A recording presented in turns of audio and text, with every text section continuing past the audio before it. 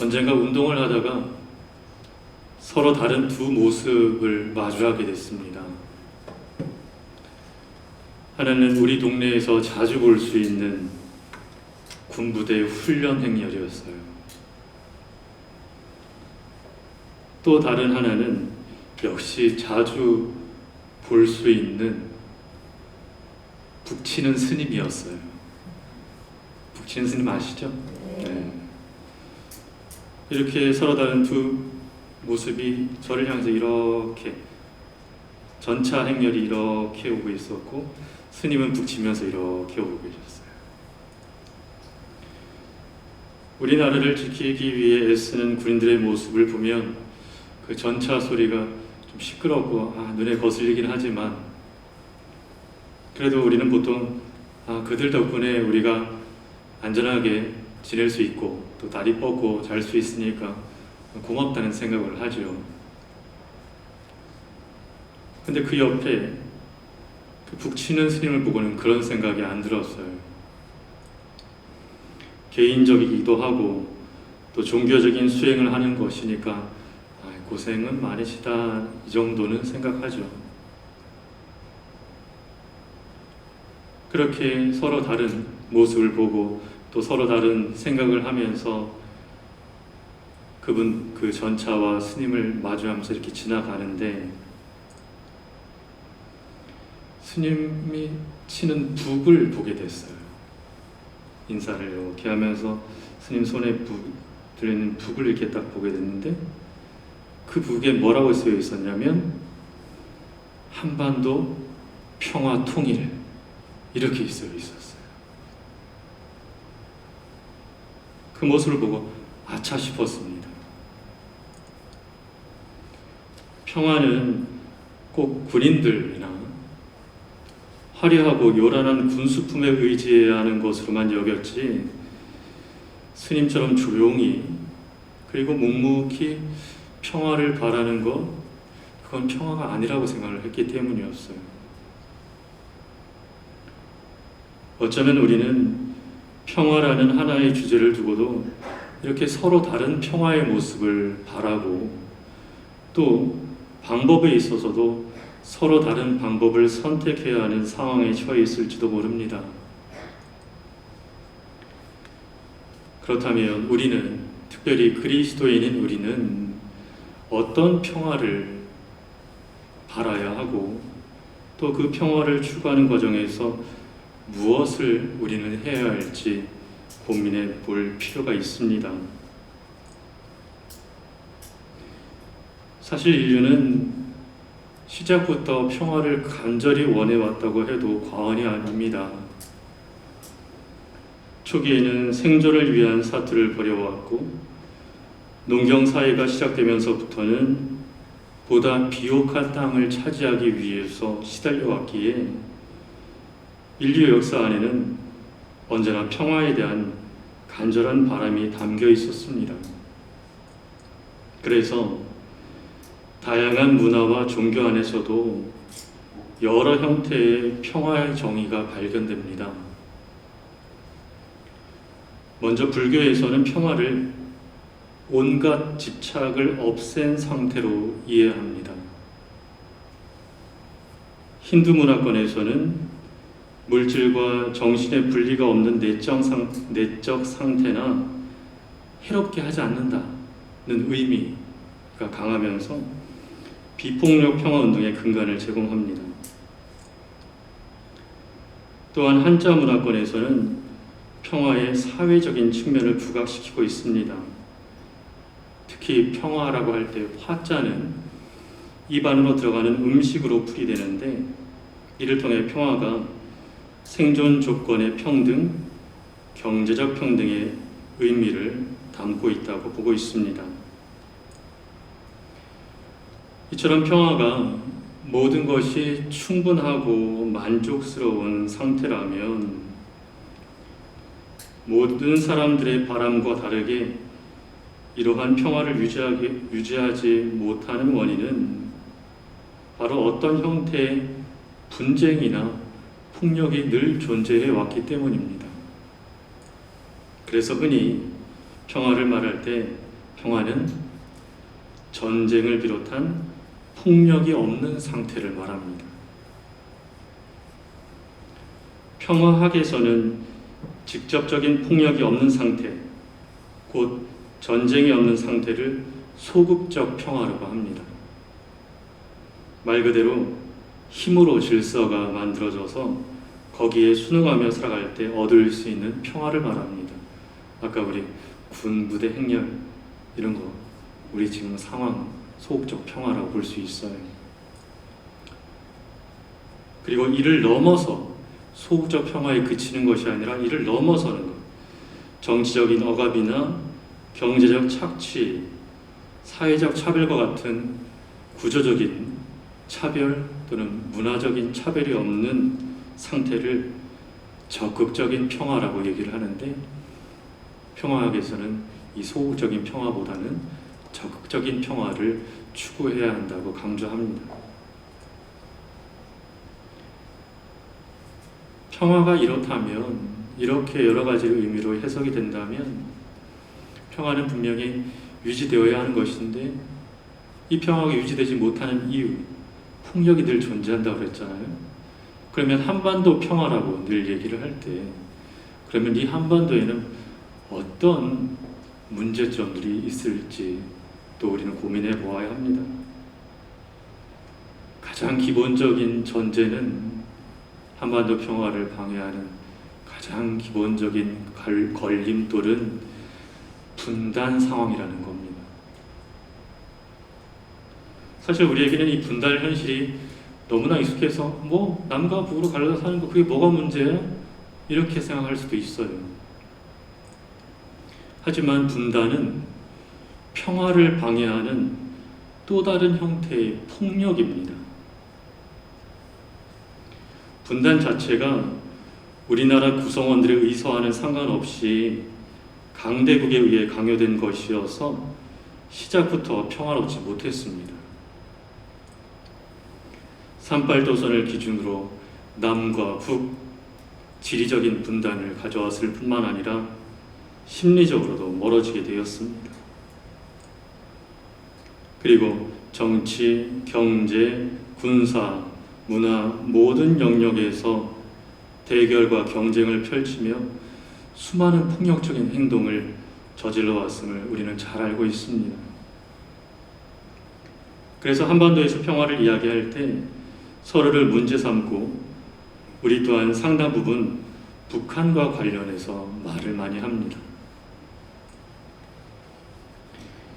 이러한 분단 폭력 현실도 안타까운데 우리 안에는 이 분단 말고도 또 다른 문제점들이 많이 있습니다.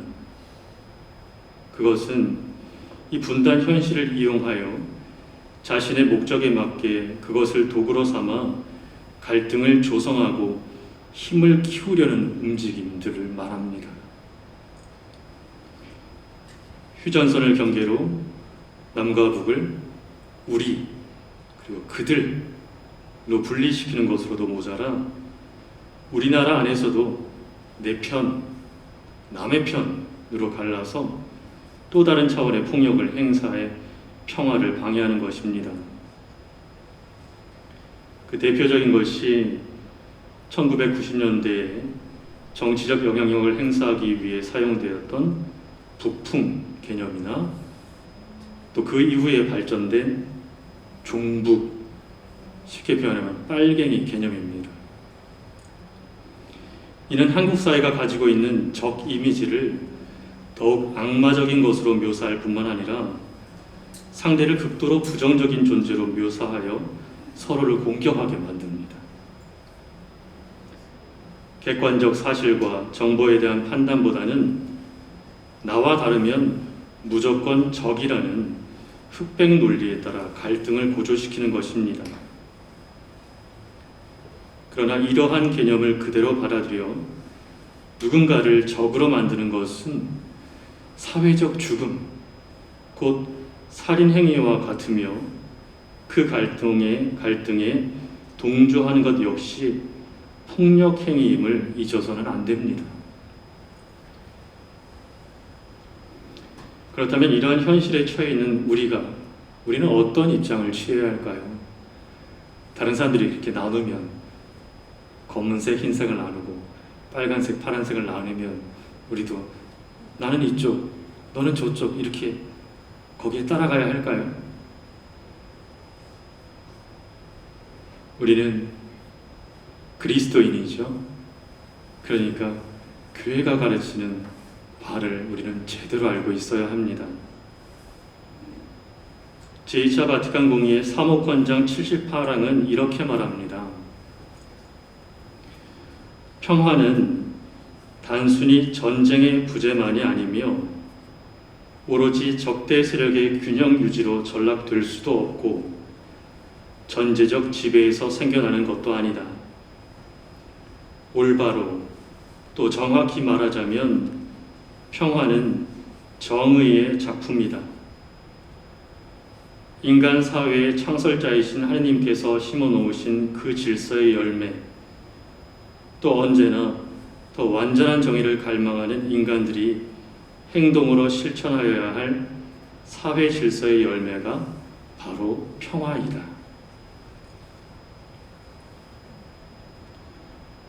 주님은 평화이시기에 평화는 하느님의 근본 속성이며 풍령에 있는 곳에는 하느님께서 존재하실 수 없습니다. 또한 평화는 인간의 손으로 만들어지는 것이 아니라 하느님께서 모든 인간에게 주시는 가장 큰 선물이며 하느님께서 당신 백성에게 내리시는 축복의 결과입니다. 이러한 평화는 예수 그리스도 안에서 완성됩니다. 예수님께서는 나는 너희에게 평화를 남기고 간다. 내가 주는 평화는 세상이 주는 평화와 같지 않다고 하셨으며 십자가를 통해 적개심을 없애시고 인류에게 부활의 구원을 가져다 주셨습니다. 그리스도께서 우리에게 주시고자 했던 평화는 먼저 하느님 아버지와 화해함으로써 가능해집니다. 그것은 예수님께서 당신 제자들에게 맡기신 직무를 통하여 이루어지고 평화의 선포로 시작됩니다. 예수님께서 제자들을 파견하시면서 하셨던 말씀 기억하시죠? 어떤 집에 들어가든지 먼저 이 집에 평화를 빕니다 하고 인사하여라 라고 하셨잖아요. 이렇게 평화를 선포하라 하시는 거예요. 근데 평화를 선포할 때 나랑 사이가 좀 서먹서먹하면 평화의 선포가 제대로 될까요? 나랑 싸우고 있는데 평화 선포가 제대로 될까요? 안 되죠. 그러니까 이런 평화를 선포할 때는 또 함께 가야 되는 건 가는 것이 우리의 형제 자매들과 화해하는 것도 포함됩니다. 오늘 복음에서 들었죠. 주님의 기도 부분에서 예수님께서 뭐라고 그러셨어요? 저희에게 잘못한 일을 저희도 용서하였듯이 저희 잘못을 용서하시고, 이렇게 평화를 선포하는 것 안에는 하느님과의 화해뿐만 아니라 이웃과의 화해까지 담겨 있어요. 이러면서 우리는 예수님께서 주시고자 하는 평화를 하나씩 하나씩 받아들일 수 있는 거예요. 그렇게 평화는 하느님 아버지를 향한 사랑과 화해를 바탕으로 이웃과 그것을 나누는 사랑의 열매입니다. 평화 자체는 사랑의 행위이며 사랑에서만 나올 수 있기 때문입니다. 프란치스코 교황님께서는 교황 권고 기뻐하고 즐거워하여라 87항에서 평화를 이루는 사람들이 누리는 참 행복을 설명하시면서 이렇게 말씀하십니다. 참 행복은 이 세상에 반복되는 수많은 전쟁 상황에 대하여 생각하게 해줍니다. 우리가 스스로 갈등의 원인이 되거나 적어도 오해의 원인이 되는 경우도 흔합니다. 예를 들어 나는 누군가에 대한 소문을 듣고서 다른 데에 가서 그 이야기를 전하고 심지어 그 이야기를 각색하여 퍼뜨리고 있을 수도 있습니다. 그 파장이 클수록 나는 더욱 큰 만족을 얻는 것처럼 보입니다. 부정적이고 파괴적인 사람들이 살아가는 험담의 세계는 평화를 가져오지 않습니다. 그 사람들이 실제로 평화의 적들입니다. 그들은 결코 행복하지 않습니다. 그리스도인들은 평화를 이룩하는 데 힘쓰고 그 평화를 전하는 사도로 불림을 받았습니다. 그렇기에 우리가 추구해야 할 평화는 세상의 평화와 분명히 다른 복음적 평화여야 합니다. 그러나 복음적 평화는 참으로 어려운 일이고 열린 정신과 마음을 요구합니다. 왜냐하면 배부른 소수를 위한 잠시뿐인 평화나 허울뿐인 서면 합의를 이루는 것 또는 일부를 위한 일부의 계획이 아니기 때문입니다. 오히려 복음적 평화는 갈등을 무시하거나 숨기려는 시도가 아니라 반대로 갈등을 기꺼이 받아들여 해결하고 이를 새로운 전진의 연결고리로 만드는 것이어야 합니다. 겉으로는 평화를 외치지만 속으로는 평화를 반대하며 갈등을 조장하는 이들에 맞서 누구도 배척하지 않으며 서로를 포용하는 마음을 지니고 누구에게나 그리스도께서 주신 평화의 인사를 나누며 살아가는 신앙인이 되도록 노력합시다.